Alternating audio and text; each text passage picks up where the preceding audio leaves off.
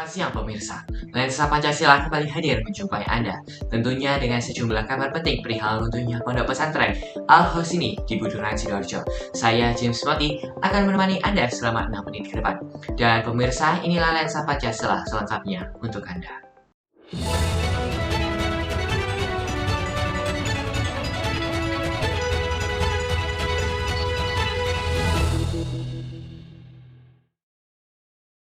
Berita pertama kami bawakan langsung dari studio.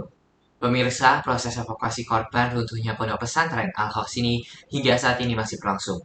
Pemerintah pusat dan pemerintah daerah mengerahkan segala personil menuju ke lapangan untuk membantu proses evakuasi korban. Untuk mengetahui bagaimana langsungnya proses evakuasi saat ini, akan dibawakan oleh rekan saya, Michelle dari studio. Silakan, Michelle. Baik, James. Hingga saat ini tim gabungan dari Basarnas BPBD Surabaya dan Sidoarjo serta tim rescue dari TPKP Surabaya masih melakukan proses evakuasi. Baik pemirsa, layar di belakang saya dapat bisa saksikan proses evakuasi yang sedang berlangsung di Pondok Pesantren Al-Hosini, Buduran Sidoarjo. Pemirsa, jumlah korban terevakuasi saat ini berdasarkan data per 6 Oktober 2025 pukul 13 waktu Indonesia Barat.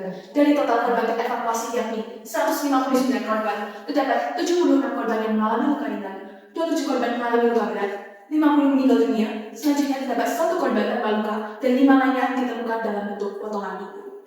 Hingga saat ini, pada pukul 13.06 waktu Indonesia Barat, tampak beberapa alat berat sedang melakukan bersama tim gabungan. Sementara itu juga terlihat jalan yang berada di depan tempat kejadian perkara terlihat sepi dan terdapat polis lain. Selain itu juga terlihat adanya keluarga korban yang menunggu di tenda BPBD. Sekian kembali ke James. Baik, terima kasih Michelle atas laporan terkini yang telah Anda sampaikan. Pemirsa, semoga seluruh proses evakuasi di Pondok Pesantren Al-Hosini dapat berjalan dengan baik dan segera selesai, serta para korban dapat segera mendapatkan penanganan yang terbaik. Pemirsa, kita berpindah sejenak ke kantor DPKP Kota Surabaya, di mana telah bergabung rekan kami Jolin, yang berada di kantor DPKP Kota Surabaya di kawasan Pasar Turi, yang akan memberikan informasi langsung dari lokasi mengenai upaya dan koordinasi tim penyelamatan bersama Bapak Aziz selaku perwakilan dari tim rescue dari Dinas Pemadam Kebakaran dan Penyelamatan Kota Surabaya. Silakan Jolin. Baik pemirsa, saat ini saya bersama dengan Bapak Aziz yang merupakan salah satu anggota dari tim penyelamat DKP Surabaya yang dikirimkan ke Pondok Pesantren Al-Hosini Sidoarjo. Oke, kita berangkat dari Surabaya kurang lebih jam 4 atau jam 4 lebih, nyampe di lokasi Buduran itu sudah petang dan suasana sangat chaos sekali. Terus kenapa DPKP Surabaya kok bisa berangkat ke sana? Itu sudah lintas daerah. Kita sebagai anggota DPKP siap ditugaskan dimanapun, kapanpun. Itu karena kita bekerja di misi kemanusiaan. Sebelumnya kita pernah perbantuan di tsunami Palu, terus di erupsi Gunung Semeru, juga pernah banjir yang di Madiun itu. Jadi kapanpun kita siap berangkat meskipun itu lintas daerah. Nah itu misi kemanusiaan.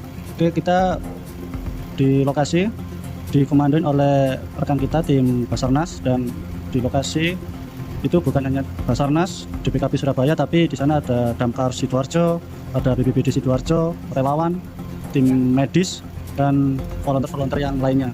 Apakah pada saat itu ada strategi musyawarah juga Pak pas waktu melakukan penyelamatan itu? Diskusi pasti ya, mengingat ini kejadian yang luar biasa. Untuk kolaps struktur ini sangat sulit untuk kita evakuasi, apalagi tipe robohnya adalah tipe pancake. Maka dari itu kita harus diskusi yang sangat matang, sangat hati-hati, penuh kejelian untuk keselamatan kita bersama. Jadi kita tidak hanya fokus untuk menyelamatkan korban, tapi kita juga fokus untuk menyelamatkan kita sendiri. Jangan sampai kita mau menyelamatkan malah diselamatkan. Tim ini sangat bekerja sama ya Pak dalam semua proses perescuan di Sidoarjo ini. Betul. Jadi kita harus di sana itu kita harus saling kerjasama, saling support, karena keahlian personil yang ada di sana kan berbeda-beda ya keahliannya, dan alatnya juga terbatas. Maka dari itu kita saling support, mulai dari akal, dari tenaga, dan dari alat juga kita saling support. Terima kasih atas waktu yang telah diluangkan oleh Bapak Aziz. Saya dan tim sangat terima kasih telah menerima kami untuk wawancara. Baik pemirsa, demikian informasi yang dapat saya sampaikan dari lokasi. Baik, terima kasih rekan Jolin atas informasinya. Pemirsa sekalian, kita akan mengulas lebih dalam kisah dramatis di balik proses evakuasi korban runtuhnya Pondok Pesantren Al-Hos ini di Buduran, Sidoarjo. Hal ini merupakan sebuah peristiwa yang bukan hanya menguji profesionalisme para petugas dan relawan, namun juga menjadi cerminan nyata nilai-nilai Pancasila yang hidup di tengah masyarakat. Petugas DPKP atau Dinas Pemadam Kebakaran dan Penyelamatan Kota Surabaya, relawan dan aparat bekerja bahu-membahu mengevakuasi korban yang mencerminkan sila ketiga Persatuan Indonesia. Dengan semangat gotong royong tanpa memandang asal daerah. Meski menghadapi data korban yang tidak akurat dan kondisi bangunan yang sangat berbahaya, mereka tetap bekerja dengan penuh empati dan kehati-hatian. Hal ini merupakan perwujudan dari sila kedua, yakni kemanusiaan yang adil dan beradab. Selain itu, Ibu Tri Risma hari ini, selaku mantan dari Menteri Sosial dan juga mantan Wali Kota Surabaya, menegaskan pentingnya tanggung jawab dan keadilan bagi pihak yang lalai sebagai perwujudan sila kelima, yakni keadilan sosial bagi seluruh rakyat Indonesia. Pemirsa sekalian, liputan tadi sekaligus menutup perjumpaan kita pada siang hari ini. Saya James Moti dan seluruh kru yang bertugas mengucapkan terima kasih dan sampai jumpa di Lensa Pancasila berikutnya.